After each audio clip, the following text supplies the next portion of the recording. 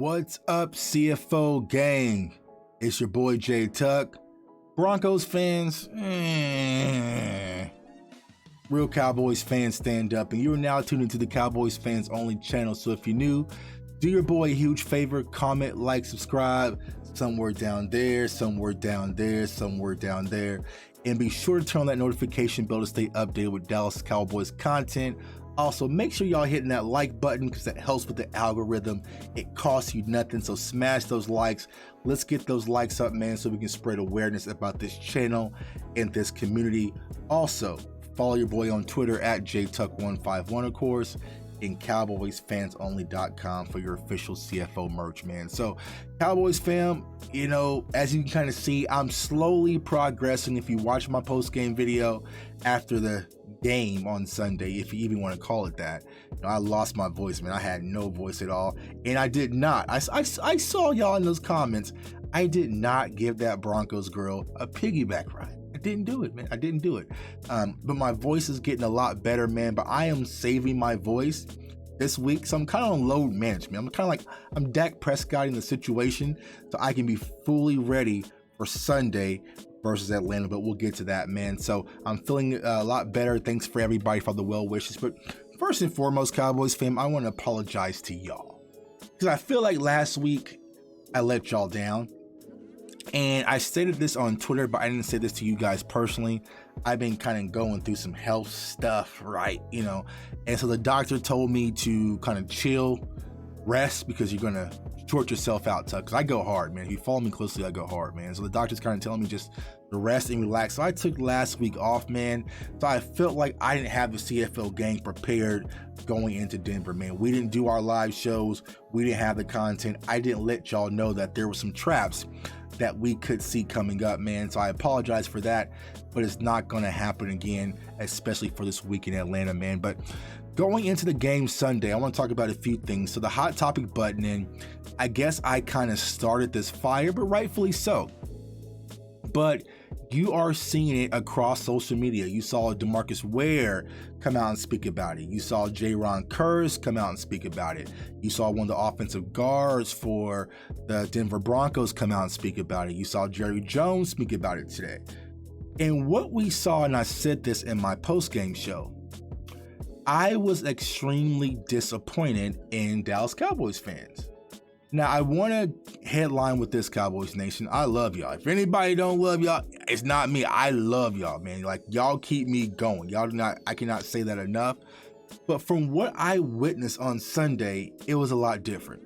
Now, I can't say it was probably a variety of things, right? So I'm not going to harp on it too hard, but it was a noon game, and noon games suck. Right, noon games are trash. If you watch my channel, y'all know how much I hate these noon games, right? One, you know, we was after the Canelo fight. A lot of us were at Texas Live at the Canelo fight. We wasn't out at Texas Live to almost 12:30 to 1 o'clock, so we might have been dragging from that. We didn't tailgate that much, like, but the energy amongst Cowboys Nation, it just wasn't there. And I know there's been the hot topic button about, you know, selling your tickets to Broncos fans. Well, season ticket holders like yourself, Tuck, shouldn't sell tickets to Broncos fans. And what I want to say is, even though it looked like there was a lot of Broncos fans there, and there was more than enough Cowboys fans there to still be rowdy, still support, and still rally behind our team. So if you look at the clip that I posted during the game where I was just embarrassed, and this is the first quarter, y'all. It is third down. Third down. Our defense is on the field trying to get a stop, to keep us in the ball game, to get the ball back to our offense, right? And everybody is sitting down. People are on their phones. People are eating nachos. People are walking around. They're doing all sorts of things. So it didn't really make sense. And so I've been kind of saying this because I've been seeing this at AT&T Stadium. But Sunday, it really stuck out. So it wasn't like there was just a sea of orange and we were outnumbered. It might have been 60-40. If you want to be nice, okay, 50-50, whatever.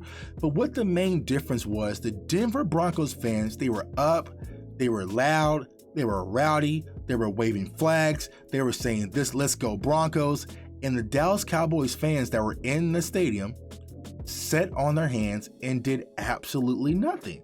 Like, there was a moment throughout the game where they started, let's go Broncos. Like, okay, all right, come on, Cowboys Nation, let's go Cowboys, and drown them out. It was nothing. We just sat back. And so I don't know, it was just the temperament of the game, the timing, the change and timing. Like, I don't know what it was, Cowboys Nation, but to sit back and watch another fan base come into our stadium at AT&T and really just wipe us out like that, I have never seen that. And I've been at games where we play against the Saints, and who that going. I've been there when we play against the Chiefs, Arrowhead. I've seen them all, but what I saw Sunday, I'd never seen. So Cowboys Nation, no matter you're in the standing room area, you're in the upper deck, you're in the lower deck, the suites, wherever, if you are going to be at that stadium, you need to be a Cowboys fan and go and rep your team and rep them to the fullest. I do not understand this country club culture. Maybe because I'm in an area where I might not need to be. I always kind of see myself like I'm like the guy from the projects who moves to the suburbs. Like, I'm this diehard bleed Dallas Cowboys fan who's sitting down in an area where a lot of us really aren't supposed to be. But no matter where I'm at, I'm going to rep my team, and I want Cowboys fans to do the same, because Sunday was embarrassing, and the players recognized it, other players recognized it, and so it's really kind of a sad situation. We got to do better at home, protect our house. Now, let's get into the gist of it, because at the end of the day, the fans are the fans, right? But we wasn't out there on the field. You know what I'm saying? So, what I want to talk about is what really happened in that game on Sunday. And I felt like when I kind of look at it, because I went back and watched the film, kind of, decompress from everything. I know when I said the video, take the mentality of a trap game out of your mindset. And I don't want to call it a trap game, because I feel like the Cowboys did come prepared to play, but they didn't come prepared to kill. There's kind of a difference. And I feel like with the way that things have been rolling thus far, the Cowboys have this kind of mentality, which is good, is that, okay, if we get off to a slow start, we can rally, we can turn things on, versus having the mindset of that we're going to come out, establish our dominance, and hit them in the mouth and get on with the victory, because the Broncos really came to play. And you saw the mindset and the mentality from the jump. I mean, we had the big spark with the Tony Pollard kickoff return, and everything pretty much died. And it seems like when we went for it on 4th and 1 and Zeke got stopped on the first run, the Broncos started feeling themselves, and you saw the momentum shift. Now, offensively, I want to say this. A lot of Cowboys fans, y'all are tripping with this whole Dak Prescott slander. Like, there was people in the stands like, put in Cooper Rush, Dak Prescott. Bruh, I'm not doing that, and we're not doing that on this channel. But what you have to understand is, some days the offense is just going to have an off day. There's going to be some days where Steph Curry just can't knock down a shot. He's playing 82 games. There's going to be a game this season where Steph Curry cannot get a shot to fall. And I felt like last Sunday was our game where we just couldn't get everything that could go wrong, just went wrong. Dak was off. Dak was clearly off. Was it rust? I don't know. But Dak Prescott was a player that missed all preseason, missed the majority of camp, and came out and played lights out versus Tampa. So I'm not going to give him that excuse, right? CeeDee Lamb was dropping passes. Amari Cooper has dropped no passes all season. He was dropping passes. Like, Dak was pulling throws. Our offensive tackles in Lyle Collins and also Terrence Steele played horrible. Like, everything offensively was just out of sync, and it just wasn't their day. Now, I know there's kind of this narrative floating around that have the Broncos found the formula. The Broncos have found the formula how to beat the Dallas Cowboys. Yeah, that ain't it, right? I mean, you can stack the box. You could put 8 and 9 men in the box, take away the run of Zeke and Tony Pollard, and just hope that Dak and the offense and the wide receivers have another off day. But more than likely, that's not going to be the case. So I don't think it was a formula of what Denver was doing. I think it's more about just how the Cowboys were playing. And I just felt like it just wasn't our day offensively. But I'm not concerned. So Cowboys fans, do not hit the panic button. I see people on Twitter jumping out the window, doing all sorts of crazy. just simmer down, relax. Now, if we're sitting here in December and we look like that for the full month of November, then we're going to talk about it. But from what I saw, I think it's just going to be one of those games, which is one of those days, and we saw it across the NFL. But I think the Cowboys are going to be back up and running this upcoming Sunday. Now, defensively, you might want to get a little bit concerned. And I've been saying this on this channel, right? I felt like we just been assuming that our run defense has gotten better, but it really hasn't been tested. Playing versus New England, that was the first game was really tested. Now, for some weird reason, when we played versus the Vikings, they didn't continue to run the ball with Dalvin Cook and Madison like I thought they were. They got away from it. I'm not sure what the hell Zimmer and the Vikings were doing, but they kind of threw us a bone there.